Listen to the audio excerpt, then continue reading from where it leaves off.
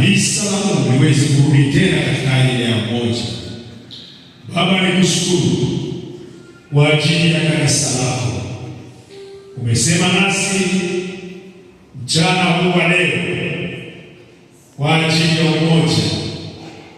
Nami nikuombe Mungu wa milele, wewe unasikia maombi na kilio cha wacha wako, kwa Baba ukaachilie moyo wa upendo, moyo wa umoja ndani ya kanisa lako, ili kwamba Mungu tukaweze kuendelea mbele katika kuyatenda mapenzi yako.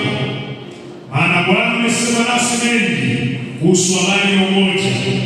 Niliombea kanisa lako Yehova, kwamba asipate nafasi ya kuondoa sehemu ya umoja ndani ya mioyo ya watu wako. Jina lako litukuzwe, jina lako liinuliwe Mungu wetu.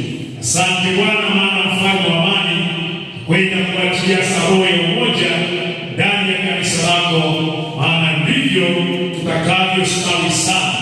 Kwa jina la Yesu Kristo tunajikabidhi mikononi mwako, tukiomba na kushukuru.